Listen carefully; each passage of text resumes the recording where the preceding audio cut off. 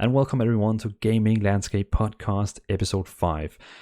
And as always, welcome to my co-host Alumio. Hello everyone, glad to be here yet again, and let's get some new information, some new news. And of course, because in this podcast, if you're new, we always talk about gaming and new gaming stuff that is happening in the world. But before we go to our 4 epic topics, we have the honor to introduce our guest. And of course, this is the first time we have a guest on this podcast, and we have the legendary Hell's First. Hey guys, pleasure to be here. Been a long time fan of the last 4 podcasts you guys have put together. A little bit about me. I'm a pretty hardcore gamer. Been playing games pretty much all my life. MMOs spawning from Ultima Online all the way up to the latest of WoW. Albion Online. I also play some first-person shooters. I actually played Counter-Strike professionally back in the day for a couple years. And more than anything, I'm just happy to be part of the community and happy to be on the show with you guys. Thanks. Well, nice. And if I have a question about your intro there, because your professional career, how did that end out? In Counter-Strike? Yeah. It was a fun time, 16 and 17 years old, making a little bit of dough to move forward, like about $900 a month, which down here in the US back then was enough to live off as a high school kid. And we had a good time, and we kind of just grew up and started having lives. We couldn't continue playing for that little amount of money. But it was fun. I learned a lot, made a lot of friends. Good time. I see. What was your team's name? Team Hobo was the name of the team. Oh, okay. Yeah, like a bum. Team Hobo. The origination of that name is kind of funny. So one of the guys that was part of TSO, which was the #1 clan in the world at the time, happened to be getting on a bus in San Francisco. And he walked past this hobo on the bus who was just bobbing his head, having a good time to the music, just jamming out. And he's like, all right, this guy's jamming out. That'll be fun. And then as he goes to get up off the train or the bus, a couple stops later, he walks past the bum who's still headbanging like crazy, just jamming out, and he realized that the headphone wire was frayed and not connected to anything. Oh. So he thought it was the magic hobo, which somehow got transformed into Team Hobo, which was the team we played under. I see. Okay. And also I've heard that playing Counter-Strike as a professional in the US is actually quite hard. Oh yeah. I'd say one of the hardest. Yeah, because I hear it's a bit easier to get in on it on a European team, and also I don't know, I just heard a lot about European Counter-Strike players is a bit easier for them. So most players in the US have actually went into Valorant instead because of position of the world. Oh, that's exactly right. Yeah, it's the competition because the game spawned over here, I believe. Okay. What about you, Alumio? Have you been into professional esporting? Yeah, like watching 3 streams or something in the past. That's all my professional career has come to, very successful ones. I've got to the world finals of League of Legends 3 times. Watched them to completion, played them to completion. And yeah, three trophies right there.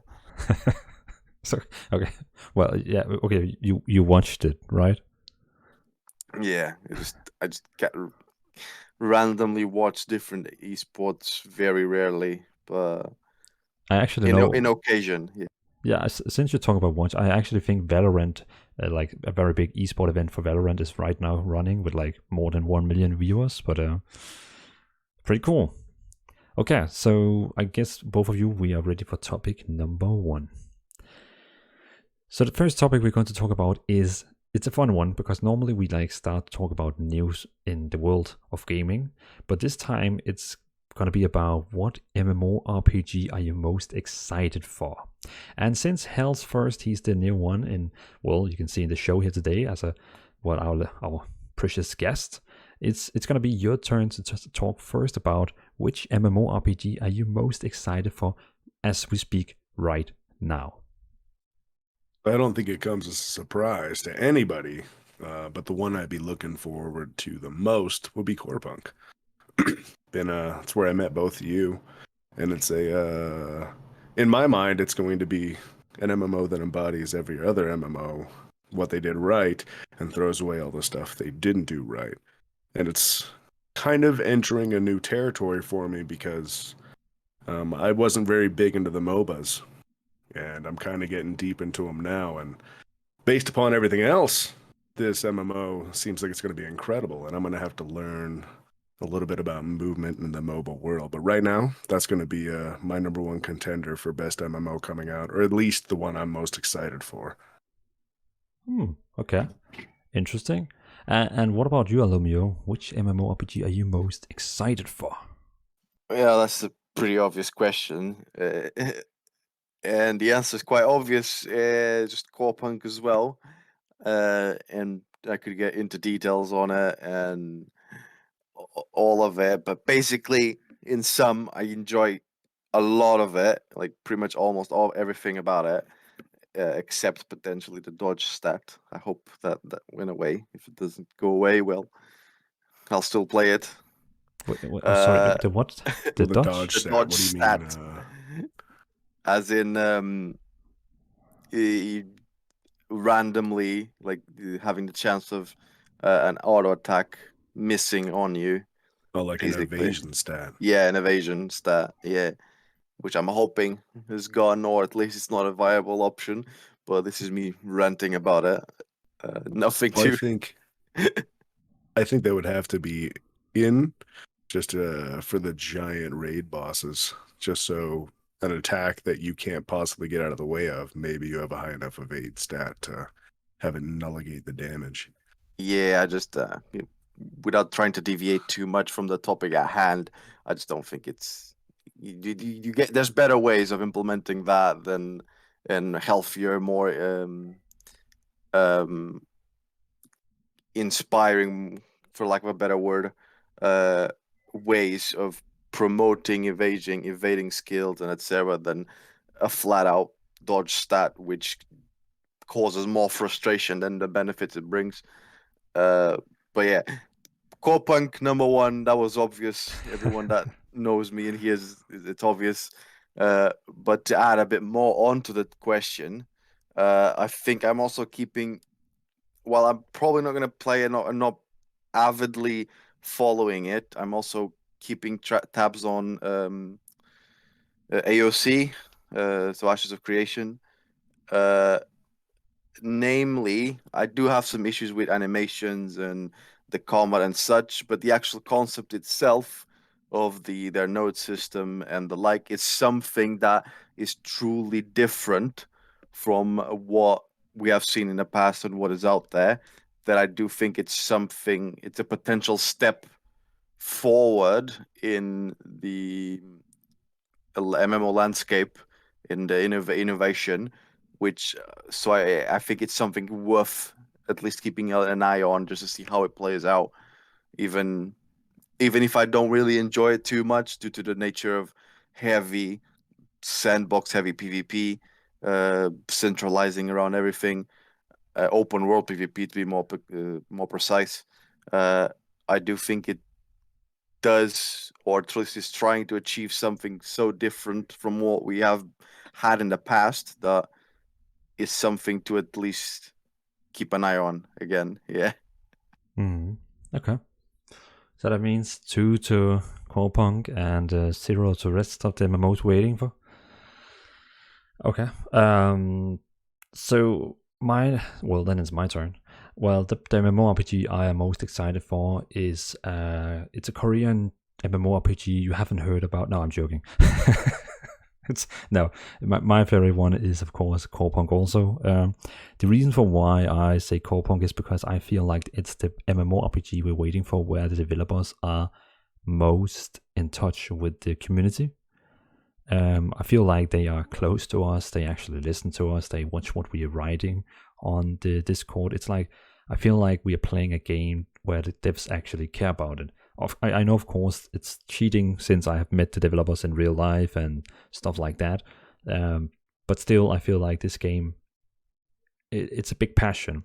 And Health First, I have to like give you that, because I used to be also a shooter fan and also a MMORPG like World of Warcraft, Guild Wars fan. And this is like because of Corepunk, I'm also moving into this MOBA area. So I'm also very like new in here. I have played League of Legends before, but it's not been my main game. But because of Corepunk, I'm also now training myself in, League, Eternal, stuff like that. So I'm in the boat with you. It's going to help a bunch once the game comes out. Oh yeah. Welcome. So I think I'm the only veteran here in the MOBA side with like 10 years in League of Legends. Damn. So I can attest as like a person played the genre for quite a long time, that when it clicks, the combat style feels extremely satisfying, like to play.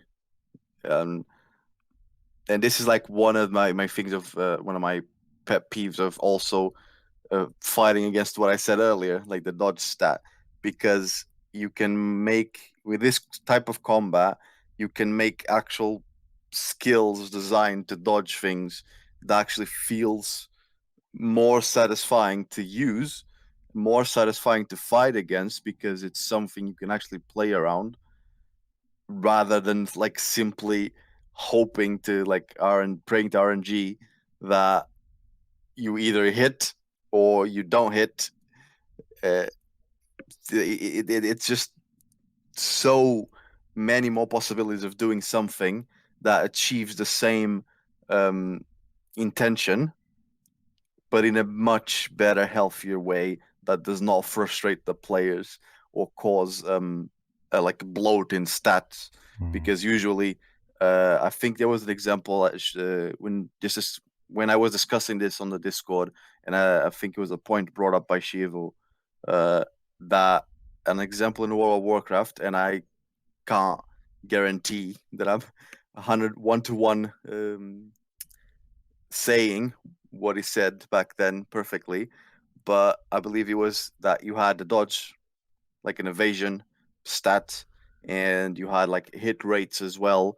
But usually it devolved into like every class basically getting as much hit rate as they could, like as their first thing, and then just trying to get everything else that they could after that, that the items allowed them to get after. But the primary thing was everyone would just rush hit rate. And I think that's just like a bloat stat that doesn't bring anything into like the game itself. This does that really bother you, right? It bothers me a lot. Okay. It's just there's one thing that I believe you're taking into account, but somewhat possibly missing, which is if it's 100% skill based, which a lot of it will be, but if it's 100% skill based and the only thing you're adding is attack, you also need to add something that requires the level to change defensive stats, possibly giving you the ability to dodge or evade, because otherwise you're limiting what you'd want to get on items to a much smaller pool. At least this is my take on it. That's why I think they've implemented it, not to take away the skill, but to add another element of how you want to build. Now, say maybe that evasion stat allows you to move slightly faster when using said dodge ability. That would make sense. well, but they still have to have the stat. Interjecting into that would make sense if not for the fact that you can literally get just base movement speed as a stat itself. Like regardless if you dodge or not, you can get movement speed as a stat by itself, just to let you move faster. Same for attack speed, same for magical resistance, physical resistance, tenacity, which is basically reducing the duration of crowd control on you. That's critical. If they haven't removed it yet, there's magical critical as well. And the criticals would be separated into the chance and the max damage. So that there's a lot of and I could keep going, but there's a lot of potential stats there to give a big possibility and diversity of what you want to achieve. And then you'd have evasion and hit rate in there that just bloats into that.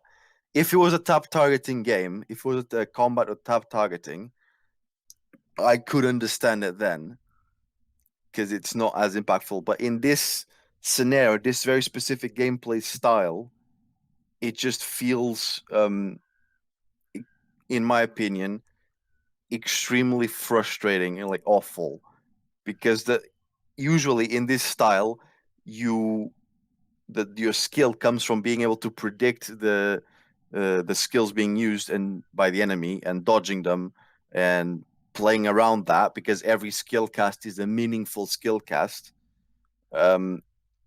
And if you're facing someone that's an auto attack character, which just right click basic attacks you, usually that is balanced by the fact that their natural base stats and their kit and how they are designed makes them a lot squishier with less mobility.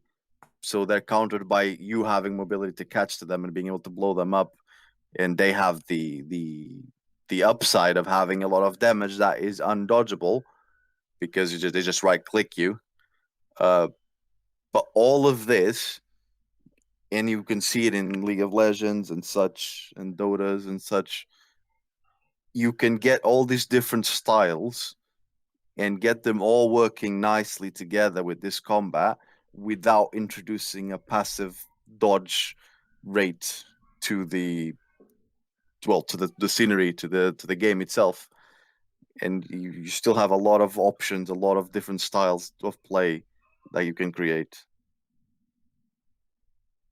Because even just an example, for example, as a character in League of Legends called Jax, his E ability is he starts spinning his stuff in the air for X seconds, and while he's doing that and he can move around and stuff, every right click, every basic attack on him automatically misses.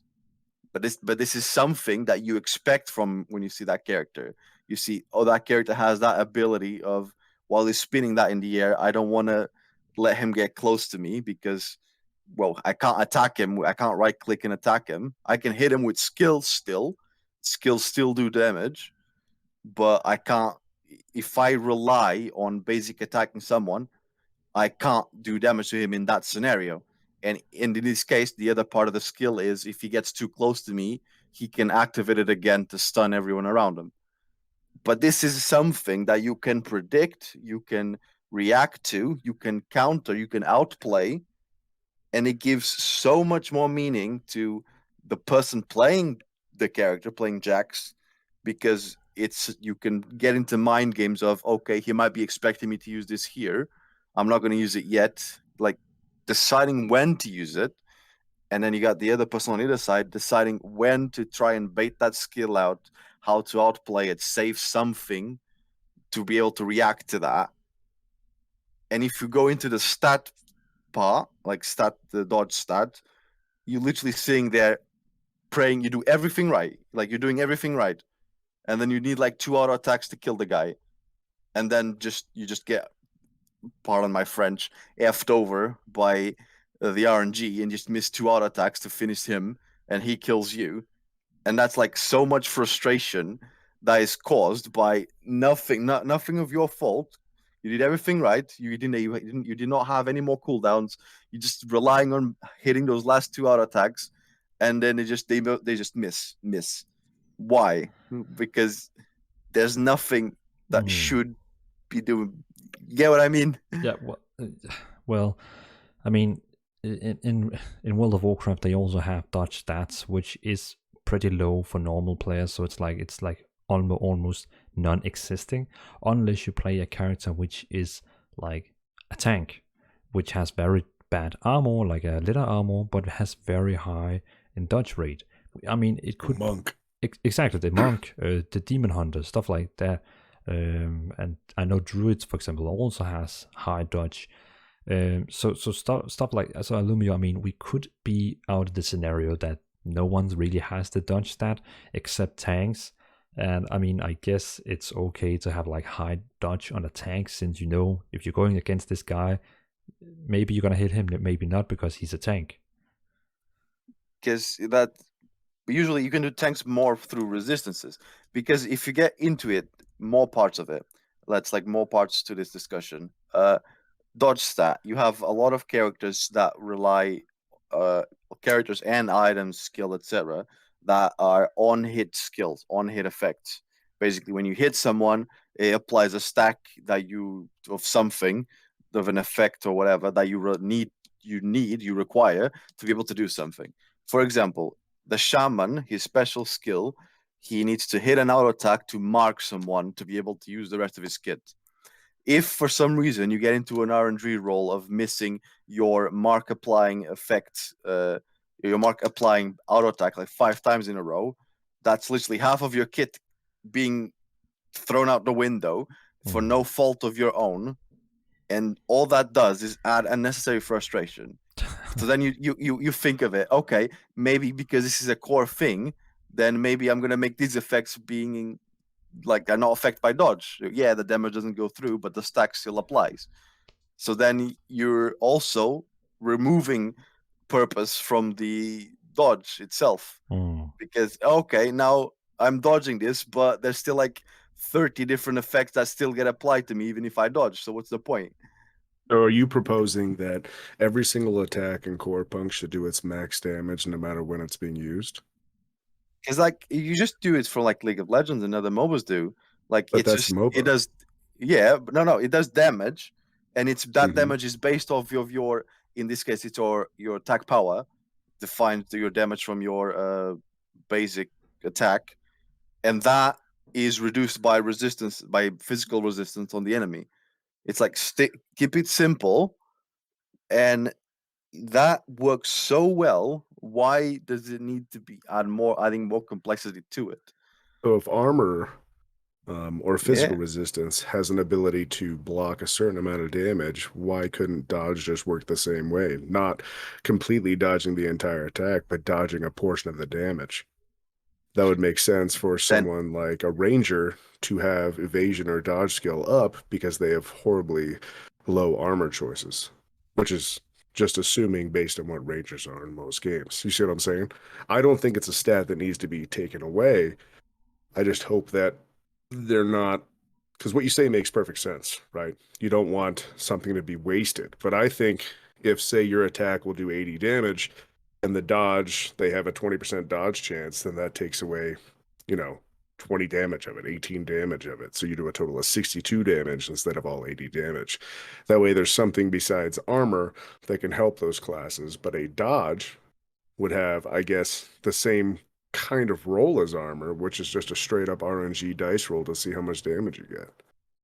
I could see that, and I would have nothing against that implication, because it's basically just another resistance.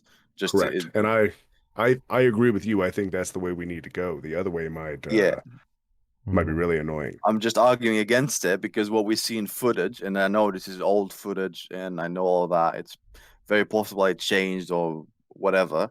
But what we see in footage is a literal like dodge, like showing up on the attack, hitting the player, which to me that doesn't scream like a reduction in the damage it took, but literally that attack missed, you took 0 damage. Exactly. Okay. Well, I mean, thanks for the concerning Illumio. I'm sure if P-Check he listens to this, he will change it. This is my pet peeve with it. Yeah, I'm sure. I'm almost 100% sure there's someone that is up for pro dodge stat and can give a very compelling argument of why it should exist and its benefits. But yeah, my pet peeve is that it adds a lot more frustration and cons than the pros it provides. Okay, well, let's get to the next topic before people will call this the stats cast. So the next topic we're going to talk about is about Ashes of Creation, because I mean, there's been a lot of noise about that game recently, And one of them is coming from an article I read on MMORPG.com. And they are saying Intrepid Studios' lead game designer, Jeffrey Bard, announced his departure from the studio earlier. Jeff is moving on to pursue his passion in the VR space. In his farewell, he thanked the folks at Intrepid. So basically, Ashes of Creation, which is a pretty big game that everyone, well, not everyone, but a lot of people is talking about, this magical MMORPG, is losing their lead game designer. And I just kind of wanted to inform you guys that if you haven't heard about it, but also I wanted to hear Alumio and Hell's First, concerning or maybe a meaning about what they think about this. So if Alumio, if we start with you, how do you think this is going to like touch on the company? Do you think it's gonna like make them be delayed a half additional year or stuff like this? I actually happened to read this like 2 days ago as I was like getting my like quarterly of a month. I don't know how you say that. The quarter of a month update that I do on Ashes of Creation just to see how the core stuff is coming along. I saw that, and I think it was he left because he had an opportunity for a company that he liked the IP as a lot, like he actually treasured the IP a lot or something like that, and it was also providing him a VR development opportunity, which is also another dream of his. So it was like dream job type of situation, like a happening. So I think that's like the reason why he left, and not oh, this thing is crashing down. Let me leave the boat while I can before it fully sinks type of thing. Yes, it is bad. But while we don't get into the things of drama and like end of the world calling, because, well, like I said, he left because of a proper dream job situation showing up. But it's still bad that a game in development is losing its lead. What was it? Lead developer, lead programmer. No, it's What was it? it's lead game designer. Lead game designer. Yeah. So it's still bad because it's a lead leaving. But I don't think it's gonna be a massive. It's gonna be an impact. Yeah. Don't get me wrong, but I don't think it's gonna be a massive deterrent. Probably will cause a delay for like while the company adjusts itself to this loss and how they're going to organize themselves for going forward. But for now, unless like something new comes out, I wouldn't worry too much personally, because people come and go and just a natural thing. And in this scenario, it was like I said, for a different situation other than the boat is sinking. Okay. Well, thanks for closing the gap of knowledge so everyone who listens know the reason why Joy leaves. But yeah, I've also been reading about that. It's really been a dream job he could get, and he for some reason has a big VR dream. I actually thought that VR was like dying, but I guess not.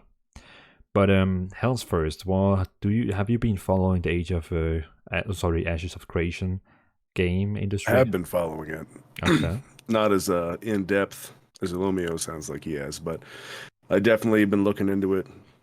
Pretty much, I want to say once every 2 to 3 weeks. I like keeping my eye on most any MMOs that are trying to come out. It looks like it could be really impressive, but I understand he left to go be to do his dream job, make something with VR that's a little more in depth, possibly. Who knows? It could be life changing for him. It could be that game. It could be the next Halo. It could be the next League. Who knows? But VR, and he could be the guy at the helm. But leaving something you've started, Ashes of Creation, I don't know. It leaves a sour taste in my mouth. Normally, if you got something that is going to be the next League or is going to be the next Halo, you got that game, why would you just abandon it? Even if your dream job shows up, how do you know that dream job's going to make it anywhere? Like you said, you thought VR was dying. So is you and everybody else on the planet. The only spot you normally see it nowadays is when you go to one of those kiddie laser tag places and they got it sitting out in the arcade area. I mean, there's not any good games I'm seeing come for it. So I don't know. Him leaving kind of scares me a little bit about the game, not gonna lie. I think adding on to that, also a different perspective of it from a developer standpoint of being able to actually work with new technologies, not like just as a hobby on the side, and when you get the chance, you get the chance, but like actually being able to expand your knowledge and lead the project down this space, even if it sucks ass and if it's gonna fail and whatever, it's still an experience that, as a developer, from a developer standpoint, is enriching and something that, in this case, since he really likes VR, even if the game fails horribly, is an experience that he would not have outside of slowly over the lot of years doing it as a side, as a hobby. And developers come and go from different companies, different projects. They jump from project to project. It's perfectly normal in the business. And like I said, I think this was just an opportunity that was going to go away, and he just couldn't let it go because it was an experience to be able to develop something from the start on something he loves and get more knowledge on it, more real world experience. But yeah, on the game that he leaves, it is a black spot on it, because it's not good that all of a sudden the lead game designer leaves. But Was he yeah, did he start it? Sorry, I didn't mean to interject. Was he the lead game designer at the beginning, or did he come No, in? no. that I have no idea. No. As I read another article, he's actually coming from. Well, there's a lot of developers when they started this project. A lot of developers from SOE and Daybreak they have like flocked to Interpret Studios. So he's one of the developers coming over from SOE and Daybreak. So he wasn't at day one, but he came together across with a lot of other people from SOE and Daybreak. Well, that makes a lot more sense. Yeah. Yeah, so it's not his child, but still he's been there for 5 years, so it's still like a big time. But I'm also with you, Hells first on that one. That it makes some concerns, but still, I mean, I even in my normal job, the leader he left and we got a new leader, so it takes like a half year to get like into normal day routine again. But I guess no one really cares if this game is getting delayed a half year because it comes out when it comes out. So and it looks good. Let's just hope they can deliver. Yeah, they're promising a lot of things. Mm-hmm. I think too many things, but that's on their shoulders. Okay, so and you guys have any more words for this, or else we're gonna continue? All right. I'm good here. So to the next topic, which is actually also going to be my most favorite one, is it's not really that much about an MMORPG, more like general gaming. Is that on the June 13, Xbox and Bethesda's game, well, they are gonna showcase new games. And that means Xbox, of course, is going to showcase new stuff they have made, probably Age of Empires 4, maybe a new season for Sea of Thieves, or maybe even totally new IPs. And then, of course, because, if some of you guys who's listening didn't know, Xbox, or Microsoft, they actually bought Bethesda's. So that means, like Skyrim, Elder Scrolls series, stuff like that, coming from Bethesda's, they actually are now owned by Microsoft. And that's why Xbox and Bethesda is now going together and show a lot of new stuff on June 13. And they have said this show is going to blast everyone. They're going to show things that you don't expect. And that already means that we are 100% going to see the new Elder Scrolls game, which is going to be the next one for Skyrim. We're going to see Halo and the new Halo, and we're going to get into probably a new gameplay trailer and probably even a release date. I mean, you can imagine so many things that we're going to see because they have confirmed that they're going to blast your mind no matter what. So on June 13, we're going to see this. So Hell's first, what do you hope to see on this event? Because it can be anything from Xbox and Bethesda. And now I already heard you mentioned Halo, so I could maybe assume that you are a bit Halo fan. I played it at launch. I'm pretty sure most of us did that are my age. I think I got some years on you too. But a Halo MMO could be something crazy. I don't know if they're going to actually do something like that. I mean, I guess Destiny was their attempt.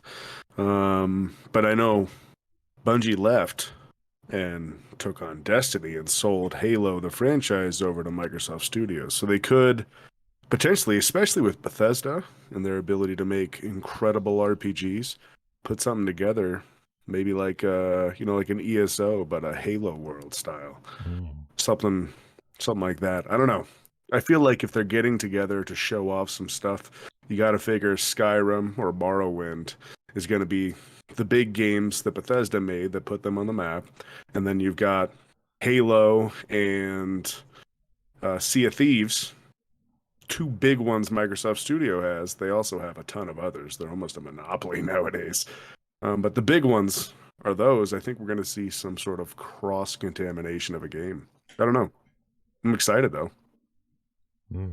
Yeah, it's gonna be so hyped. If I know it's gonna start 19, like the clock 19 over here at me, so that's gonna be 11. No wait, yeah, that's gonna be 11 for you. I think it is because you're 8 hours behind. So 11 your time, probably while you're at work. The show is gonna start. But I'll be watching it at work for sure.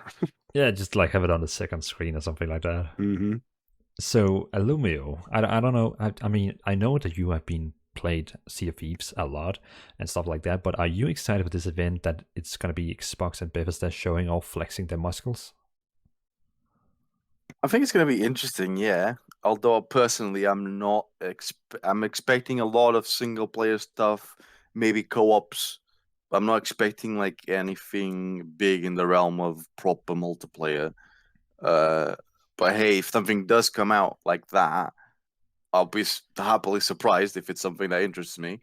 But yeah, I'm expecting more on the sense of like single players, co-ops, and all of that. Maybe let's see if some of those new IPs are interesting or look interesting. I'm not expecting anything on the Sea of Thieves, big for Sea of Thieves, because they usually I think they changed it a bit, but they usually do like every 3 months or a month or something like that, like an actual content update. And I think they changed that to be a bit more spaced, but it's irrelevant of like big events. But so I'm not expecting much out of it. But we'll see what we get. I'm sure that there will be at least something there that will be eye catching. Okay. Well, I'm just gonna like mention what I hope is going to come. My number one is of course Halo Infinity. We already have seen some gameplay trailer which people all over the world were angry about, so they're gonna improve the graphics and stuff like that. But I'm a so big Halo fan. I mean, my old gamer tag was Master Romler. Romler is coming because that's my middle name, and I even had a special painted guy with the Halo mask on as my profile picture. But I was like, nah, okay, I'm not about Halo anymore. But so I'm really hoping we're gonna see a release date for Halo because I know it's so. Yeah, I don't mean to interject here, but the name Hell's First came from Halo as well. Oh, my buddy was playing as God, GODD, on the very first Halo when we had to play on the same screen, and I didn't want to play as Satan or anything, and I was just putting in letters, and I was like, oh, Hell's First. And that was, 20-something years ago? It just became the name, stuck with it. Halo. Crazy times. Okay. Well, then we kind of both got our IG from Halo, except I changed my on the way. But yeah, I'm just so freaking hyped for Halo because the campaign you can hopefully play that co-op with someone, and then the PvP I really hope for Battle Royale. And second, what I'm most excited for is Age of Empires 4. They have already shown recently a new gameplay trailer, but I love Age of Empires. It's my childhood game. I don't know if any of you are like. Are you one of you guys Age of Empire fans? Oh yeah, I played it as a kid. I- How are they going to make it work though on a console? Well, yeah, I don't know if they actually have confirmed it for Xbox. I just know that it's confirmed for the PC store. Hmm. Not sure if they actually gonna have it on console, but I know it's coming for PC, and it just looks freaking amazing. But what about Illumio? Have you been playing Age of Empires? Illumio? I do have to say that I'm an Age of Mythology player. It was Age of Mythology, and what was the other one that you go through the ages? Civilization. No, I don't think it was called like that. It's It might. yeah, it's still the one where you build up and attack and stuff like that, right? Yeah, it's still like they're both RTS. RTSs, Yeah, and but you start like in Stone Age, and then you end up like in Alien Age. yeah, it like future sci-fi stuff, so you could literally nuke people. But I forget. It's like it's an old one. It's an old one that I don't think he's continued to these days. But I know there's several RTSs that follow this trend of evolving your civilization throughout. Um, but there was it's a very specific one that I literally do not forget I do not remember the name of, but I did. Well, we used to play it in lands like at school and such. So it would be Age of Mythology, and this one. But yeah, that's my take on RTS as my experience. Very bad player. I tried to get into Dawn of War. I love Dawn of War. I love playing it. I suck ass at it. I literally tried playing with a friend from Turkey that played it for ages on his childhood, and I got my ass handed to me by just like his workers, and I didn't know what the hell I was doing. Uh, but yeah, I stay away from that when it comes into actual PvP. If I'm facing bots, I'm all up for it. I see. Well, okay, yeah, I'm like a. Before I got to know MMORPGs, I like almost only played RTSs, all Command and Conquers, all Age of Empires, Age of Mythology, stuff like that. I love it. But StarCraft. StarCraft total. Well, I actually skipped StarCraft 1 since I was too young for that. You know, like I don't even Mm-hmm. I don't think I had my brain like grown up before that game released. But when StarCraft 2 came out, then I was all in for it. Oh yeah, that game was amazing. Yeah, but It still is. It's still rated pretty damn high on Twitch. People still watch it. yeah, but I think the hope for number 3 is like dead. I don't think we're gonna get that ever. It's not going to happen. No, sadly. I mean, number 2 can still kill your strongest machine. Oh, true. I You actually put enough of those units on the screen, it'll lag down no matter what machine you have. You have 8 teams of units on the screen. I don't care how powerful, it's gonna lag it down. yeah, they It's probably need insane. a new engine for if they ever make a 3. Mm-hmm. Okay. But I agree. I think it's dead. Yeah. Unless, I mean, Blizzard is very happy for making game for Asia and China and stuff like that. So if they have like enough people playing it over there, I'm sure they're gonna make another one. But I think the next one is more likely going to be a mobile game, since I know Mhm. that's the market they go in for now. Also, I know it's not really the market or the show for it, but I still for some reason hope we're gonna see something cool about Elder Scrolls Online, even though I know that the next expansion, well, that's actually the next topic, but I know we're gonna see more about the next expansion maybe. But yeah, I also hope they're just gonna drop something MMO-ish there. Yeah. Well, you guys have any extra comments for this show on the 13th June? Rise of Nations. That's the game that I couldn't remember. But that wasn't Microsoft, was it? No, but I don't know. I have no idea. But I literally just googled it what it was, and I remember that was the game. That was the game. It ended up on nukes or whatever it was. Yeah, I remember that game. It was Uh, fun. completely unrelated to the show, but to the actual question. But yeah, yeah, no, that's an important part. Okay. Well, if you guys don't have any more comments about this show, but it's going to be a blast, we're going to talk again about it after the show actually comes out, because they're probably going to tease us with a lot of cool stuff. But okay, let's head over to the next topic. So for tonight's last topic, we're going to talk about new games that are releasing on the 1st June. And funny enough, we're getting 2 new MMORPGs coming out on the 1st June. Some people is saying that one of the games is actually evil because it's actually releasing at the same time on the other one, and they knew that this game was actually coming out, but it has historically a very evil release schedule trying to kill the opponents. But let's talk about them. The first game is going to be Elder Scrolls Online Blackwood, which is the new expansion for Elder Scrolls Online. It's going to be in, well, you can say the Elder Scrolls game, which it has taken inspiration from and actually basically copied over, is Oblivion, which is probably the Elder Scrolls game I have played the most. You're going to Oblivion, all the dark portals, the devil world and stuff like that, and fighting off big demons. Have any one of you two guys actually played Oblivion of Elder Scrolls?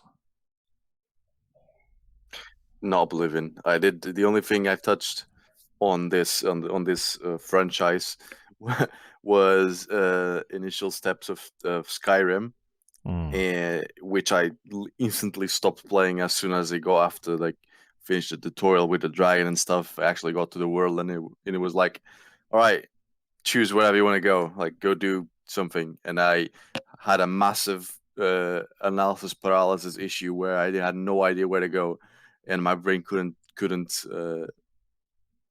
stop. It overloaded with all the options, and I just quit the game there and didn't come back to it. And I played ESO, I think like a few expansions back for several levels. Tried it out with my housemate, but it didn't stick. That was my experience with the franchise. I played Oblivion and Morrowind and Skyrim.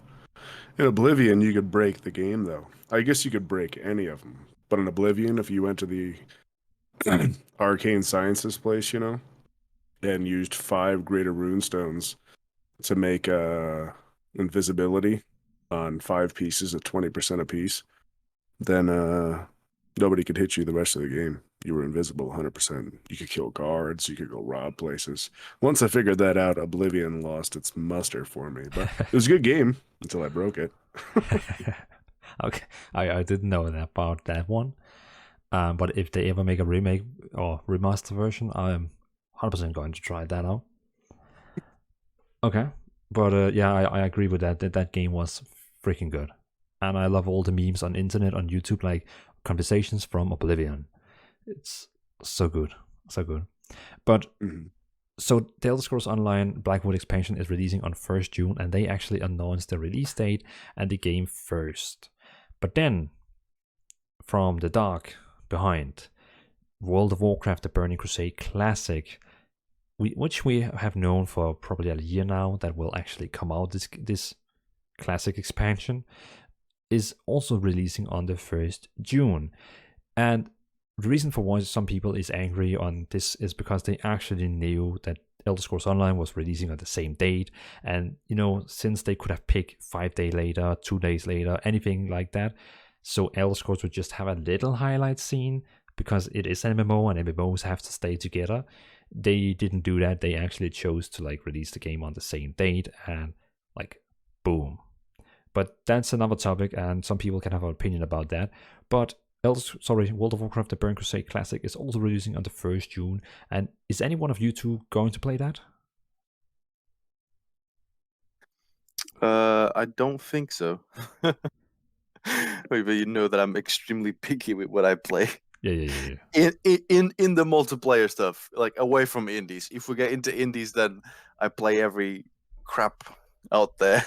My latest one being Power Wash Simulator, but oh yeah. But yeah, on the actual AAA side, I'm very extremely picky with what I play, and sadly, none of these is gonna be something I will be touching.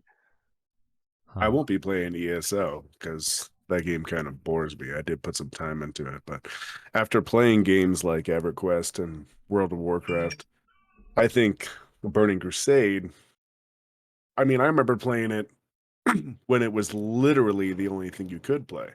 So having it come back now in the classic realm, I didn't play classic because I didn't want to do the same thing I had done. But I don't know. Burning Crusade was pretty damn good. It's tempting. I don't know. I'm not going to commit, but I might. Yeah. Well, I have to give you that one, that the Burning Crusade was also my favorite expansion. I had such a blast. But some people I know, they have simply said to me, I'm not going to play Burning Crusade because my memories was too good in that game, so they don't want to ruin their memories. And yeah, that's the big thing. Yeah, and also I have played the beta, and I have to admit, after playing, I had like, I got beta very early because I'm in a group with these Blizzard people, and I think I played the beta for like 30 minutes, and after 30 minutes I was like close to already uninstalling it because the game is like so old. So I was like, yeah, I don't know. Yeah, I think it's gonna be a hard skip for me. Yeah, I'm in the same boat. It sounds like it could be good. It's more of a good idea than something to actually do. Like, when you have an idea, you're like, you know what? It'd be awesome if I did that, and then you don't do it. That's what it is. One of those. Yeah. Okay. Well, so you are on maybe. I mean, the game is going to release in what from today is 2 like days. Yeah, 2 days. So, and if you don't have a max character already now in Classic, you can just buy the Dark Portal Pass, and then you get like a boost where you get a free character for not free, but a character level 58, and then you can just go off. Nice little incentive for new people to play. Yeah, exactly. Okay, so no one of us is probably going to be playing Blackwood, and maybe Hell's First is going to be playing the Burning Crusade. I was saying the Black Crusade. The Burning Crusade. Very interesting. Okay, so because we are in very good time, I have like a special last topic, but let's go to that one. So, as a little bonus topic, so even Illumia and Hell's First haven't heard about this. I didn't prepare them for this little topic here. But we're going to talk a bit about the League of Legends MMORPG, which is... I'm prepared for this. Right before this, I was reading a post, like 2 posts on Reddit about this. And tried to discuss. I'm prepared. God damn it. Well, okay. Well, this time, take it out of your brain and react like you never heard about it. But okay, let's talk about it, because you can say the producer of the game, which is Ghostcrawler, and he was like, I'm not even sure if his title is producer. I should probably double check that. But Ghostcrawler is a very famous developer in the MMORPG world, because he's been on the team of World of Warcraft for a very long time, and now he's on the unannounced League of Legends MMO. And he said, one thing I can say about unannounced MMORPG is that you won't all love every feature in it. We're going to make some choices that you may not agree with. Players want different things in their game. That's fine. Some of you, shut up, may not love the game at all. Also fine. So by saying this, he sounds very confident, even though a lot of people is not gonna like this game. He still sounds really, really, really, really confident about it's going to be a great game in some way. I mean, Hell's First, what do you think about his way to react on Twitter by saying, like, you all not going to like this, but, fine, it's fine? Yeah, I don't know. It's kind of a weird way to say something, isn't it? It's a weird flex. I mean, I don't know. I guess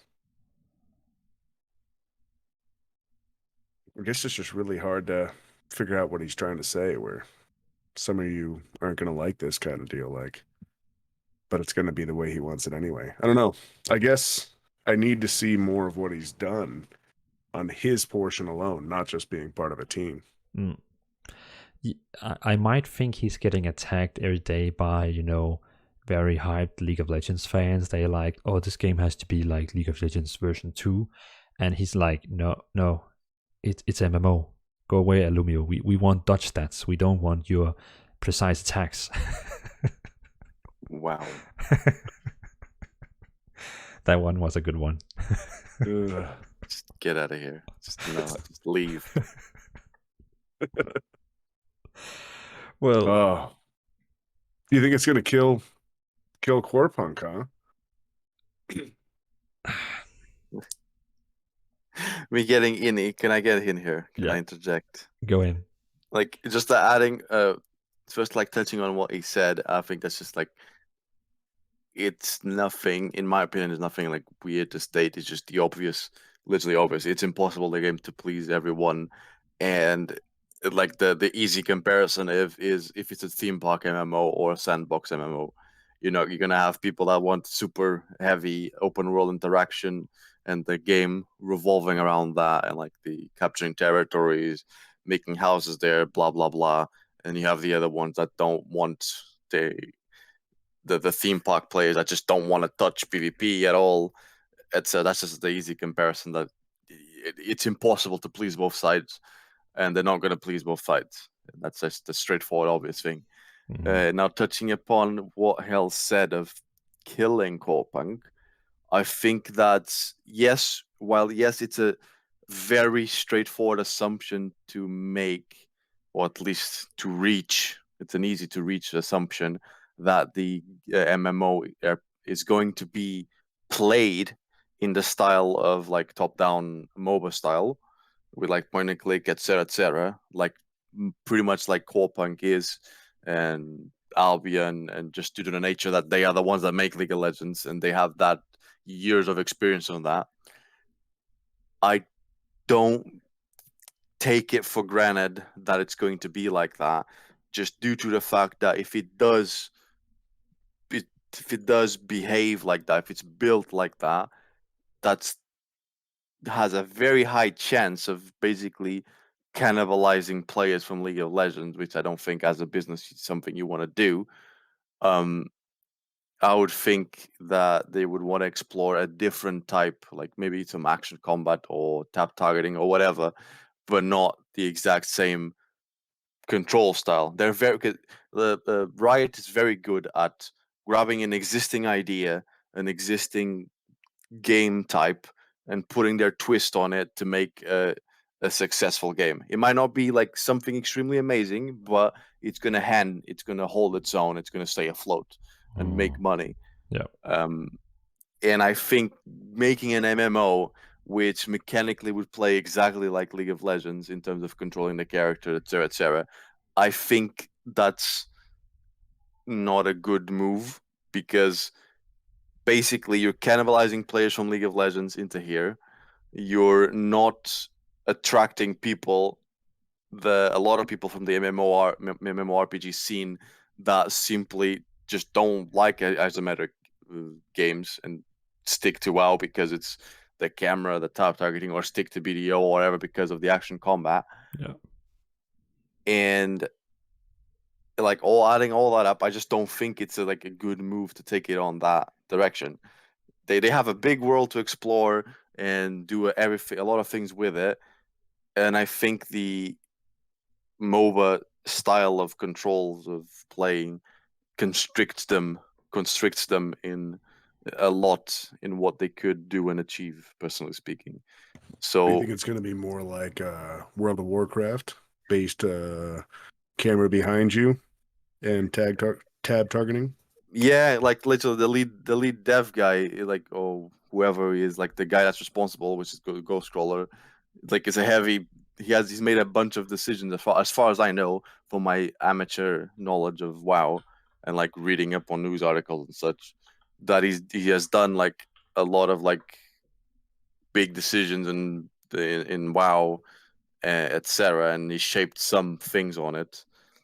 And I just like it's just he's taking what he did into WoW and what he learned from doing WoW and like putting it into here, into League. And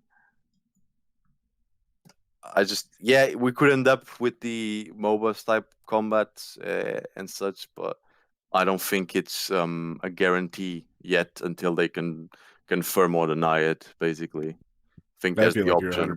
100% on that. Because when they made Runeterra, they did the same thing. They completely took a game mode, a CCG game, and made it their own.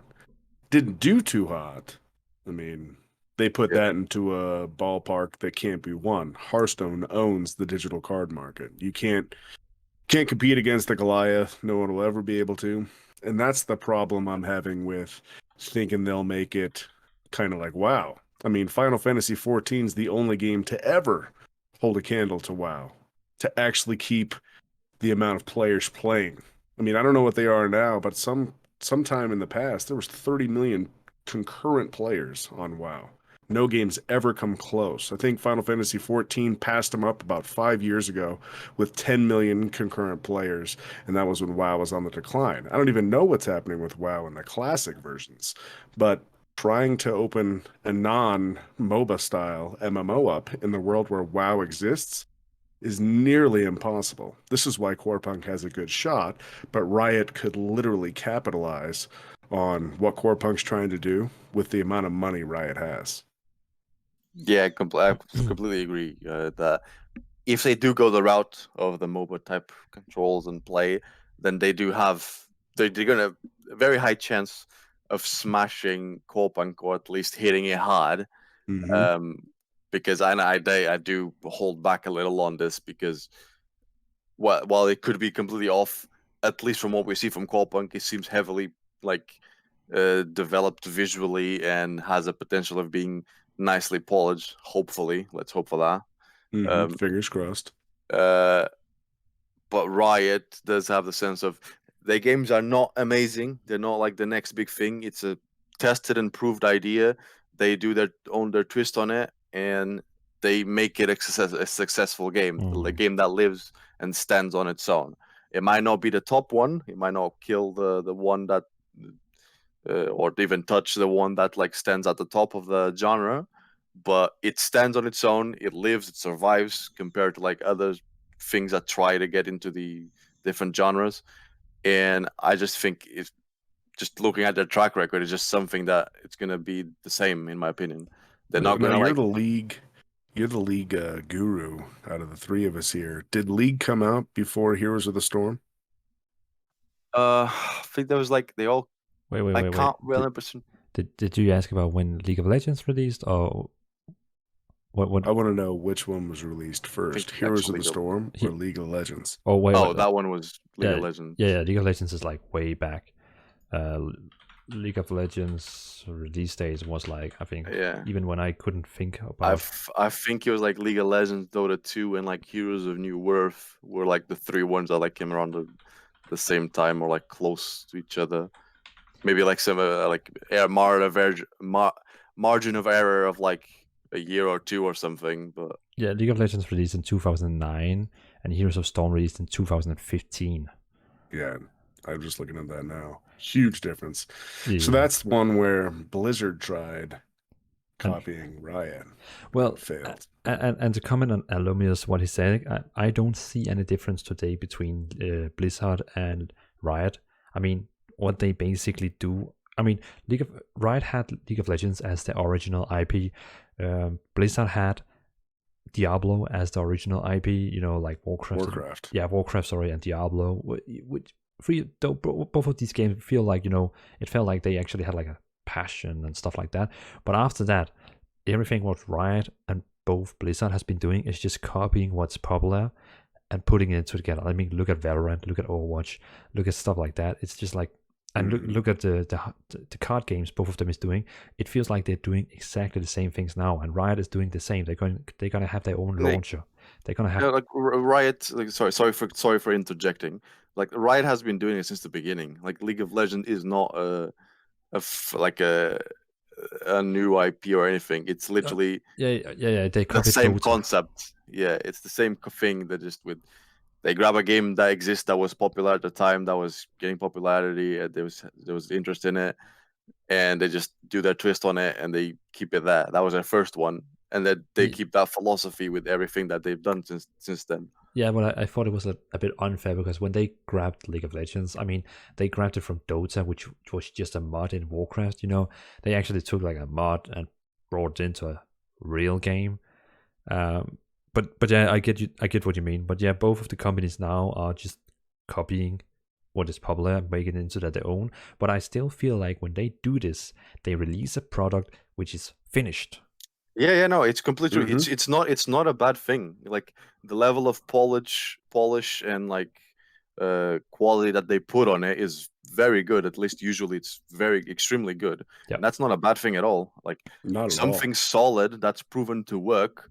If it does work, why go the extra mile of trying to revolutionize it? Just do your small twist to it, and you got something solid.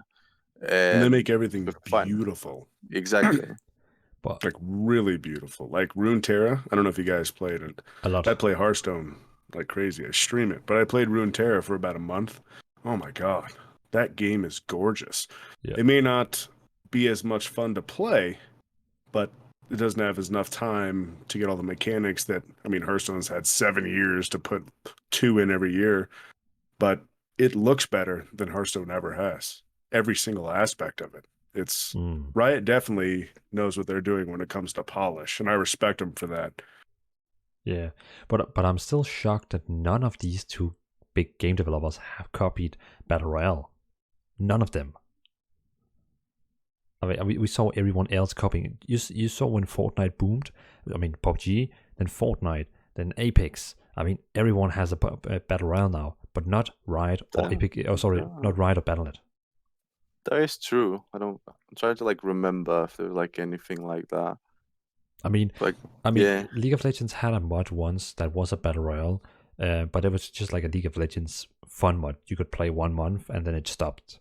And a lot of people said they actually wanted it to be in there for like forever, but for some reason they didn't put it in. Dota did the same. They also had a battle royale for 1 month and then they deleted it again.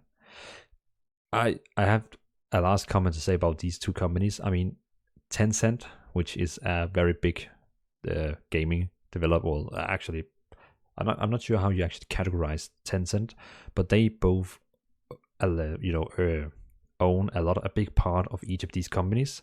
I think that might also could have a little thing to say. Just saying. Basically, Tencent is beginning to own all the big companies, gaming companies in the world. Yeah, they're becoming a monopoly. Yeah. I think they own like 40% of Blizzard because Blizzard, they didn't want it to give them more. And I think actually they own 100% of Riot. And they own 100% of Riot? Yeah, I think I didn't know that. I'm pretty sure they bought all the assets for Riot. I might be wrong, but I think they own everything. And Blizzard only wanted to give them like 40%. And I know Epic Games wanted to give them like, I also think 40%. So they're just like trying to get all the games in their category, which is quite cool. I'm not surprised. Just the nature of this, like, nature of like the business world. Like as they grow in success, it gets bigger and bigger and bigger. And as a company gets bigger, the driving force, what controls shifts from the aim of making a good game, and the people that have that passion are no longer the ones that make the final decisions, and it's the ones that don't care about it. They just see this as a business opportunity that generates income, that generates profit, and the decision starts to be based off of that. And it's just sadly how it works in like this day and age, that the bigger they get, the more the slow process starts happening as they grow bigger and bigger, and it starts shifting in that direction more and more. And yeah, that's just something that we don't have to accept. Like no one has to accept anything, but we're not going to change. Like, we're not going to do anything on this. Yeah, it's going to be around forever that way. And just a fun fact, Tencent is owning 100% of the stakes of Riot Games, 100% of Funcom, 100% of Liu, 84% of Supercell, which makes the Clash of Clans games. 40% of Epic Games, and 5% of Activision Blizzard, Ubisoft, Paradox Interactive. So, you know, a lot of games you guys play is actually, like, Tencent actually owns some of them. Like, you know, stakes of them. That's what it sounds like. Yeah. It's cool. They've got their hand deep in the cookie jar. Yeah. For every game coming out. Now, Funcom, I haven't heard that name since Anarchy Online. What else have they been making? Oh, and also Age of Conan, right? Age of Conan? I never played it. I heard some things about it, but I never got into it. Yeah, I played that a lot. Like, yeah, the Secret World. Oh, yeah, they made Conan Exile, the Neo Conan survival game. Okay. I haven't tried that one yet either. Oh, okay. Well, yeah, Funcom, I know they're also releasing soon a new RTS game, which is a defense game. But yeah, they're doing a lot of stuff. So I also know they have a new game releasing very soon called the Metal Hellsinger, which is basically their rip-off of what is it called? Doom? Yeah, Doom. Isn't it called Doom? The Bethesda shooter game? Doom, yeah. Yeah, Doom, that's the new game that got very, very popular, right? Doom Eternal, yeah. Mm-hmm. Yeah, they're making a big copy of Doom, and just call it Metal Hellsinger, releasing in 2021. So they still going strong. Nice.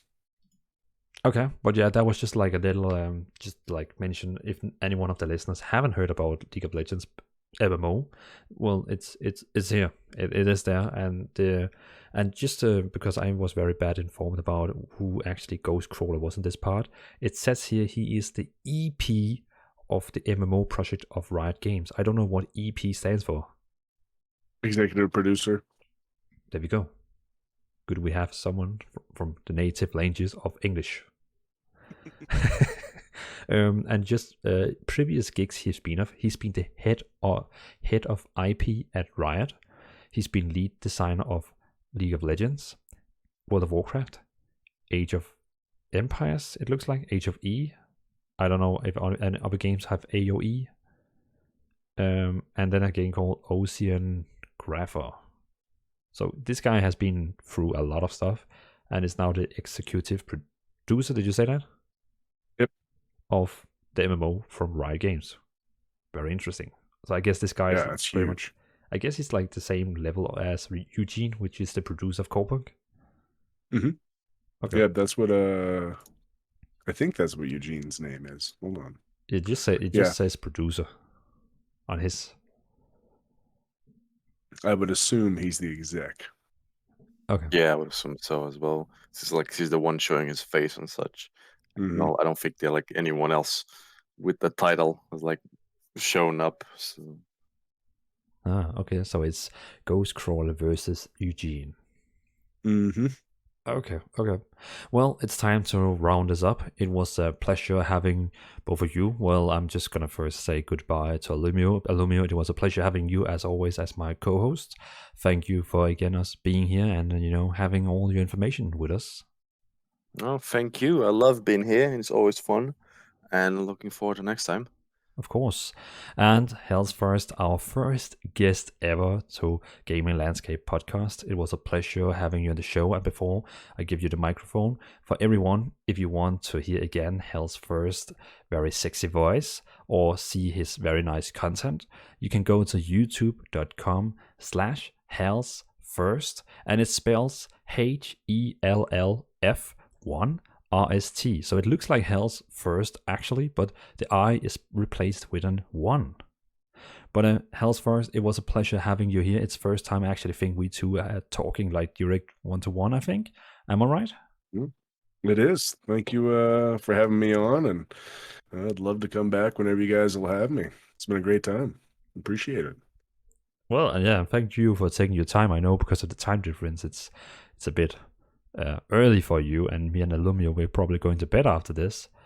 But yeah, it was a blast having you here, and we might see you again in the future. I hope for when Corpunk is releasing or getting closer to some gameplay, we're probably going to have a special Corpunk episode and maybe inviting a few Corpunk heads together in there, and then we also, of course, need you in here.